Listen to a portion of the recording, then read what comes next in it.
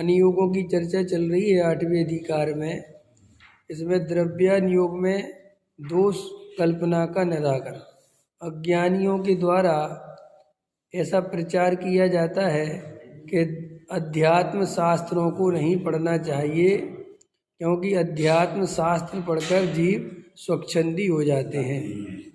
और इस तरीके के आरोप आए दिन लगते रहते हैं, और स्वाध्याय करने वालों को, अध्यात्म शास्त्रों को पढ़ने वालों को स्वच्छंदी कह कहकर उनकी हंसी उड़ाई जाती है। लेकिन वास्तव में वो सिर्फ अज्ञानियों की कल्पना मात्र है, उन्हें कोई वस्तु स्वरूप की खबर तो है नहीं, इसलिए ऐसा माहौल बनाते हैं, ऐसी भाषा बोलते हैं। अगर वे स्वाध्याय करें और जैन दर्शन का गहराई से अध्ययन करें तो शायद उन्हें भी समझ में आ जाए कि जो असली वस्तु का स्वरूप है वो तो केवल अध्यात्म शास्त्रों में ही बताया गया है।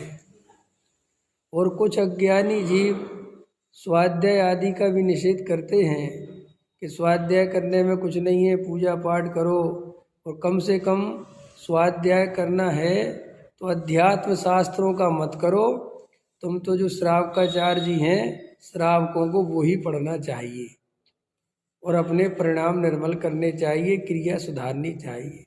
लेकिन वास्तव में जो श्रावकाचार आदि ग्रंथ हैं उनमें तो व्यवहार न्याय के कथन हैं, उपचार के कथन हैं, एक द्रव्य को दूसरा द्रव्य का कर्ता धर्ता बताया जाता है, उसकी वो शैली है, वो मूल जैन दर्शन नहीं है, वो मूल वस्तु का स्वरूप नहीं है, वो तो व्यवहार का कथन है।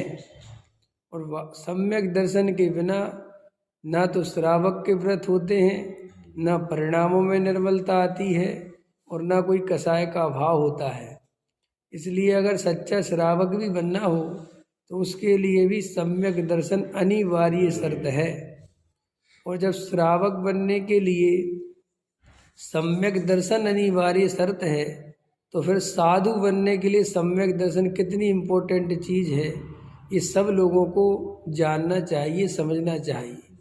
लेकिन ये भाई क्या करे, कुछ ऐसा विडंबना है वस्तु स्वरूप में कि मोक्ष मार्ग बहुत कम जीवों को समझ में आ पाता है, क्योंकि मोक्ष जाने वालों की संख्या बहुत कम है। 6 महीने 8 समय में 608 ही जीव मोक्ष जाते हैं, इतने ही जीव सम्यक दर्शन की प्राप्ति करते हैं। ये वस्तु का स्वरूप है। अवज्ञानी जीव तो लाखों करोड़ों अरबों में हैं, अनंत हैं, तो ये सम्यक दर्शन सबको होने वाला तो है नहीं। और जिनके अभी संसार बहुत है, जिन्हें 4 गति परिभ्रमण करना है, वे तो अध्यात्म शास्त्रों का विरोध करेंगे ही करेंगे, और अध्यात्म शास्त्रों को विरोध करेंगे और उनके पढ़ने वालों का भी विरोध करेंगे। सो भैया अपन उसमें तो कुछ कर नहीं सकते, क्योंकि जैसे मारीची ने भी आदिनाथ के सम्मुश्रण में आदिनाथ का विरोध किया, तो क्यों किया कि भाई उसे 24वां तीर्थंकर होना था, एक कोड़ा कोड़ी सागर बीच का उसका गैप था, उसे सब पर्यायों में भटकना था, नरक निगोद जाना था, तो विरोध नहीं करता तो क्या करता।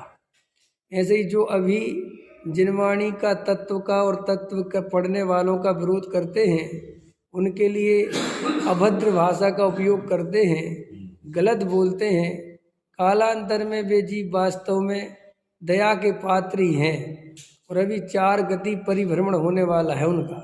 इसलिए अपन को तो कोई कसाय भाव नहीं है, लेकिन अध्यात्म शास्त्रों का विरोध करना वास्तव में अपना ही विरोध करना है। अरे आत्मा का विरोध करना माने किसका विरोध करना? दूसरे का क्या अपना? क्योंकि स्वयं आत्मा है, स्वयं जीव है, और जीव होकर जीव का विरोध करता है? हम जैनियों का विरोध करें माने क्या? अपना खुद का विरोध, क्योंकि हम खुद ही जैनी है भाई, हैं? समझ में आया? हम स्वाध्याय का विरोध करें माने अपना ही विरोध।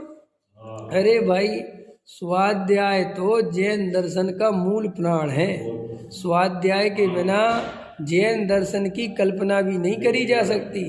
जैन दर्शन है इसलिए महान कि इसमें आपको स्वाध्याय करने की, समझने की, परीक्षा करने की पूरी पूरी परमिशन है।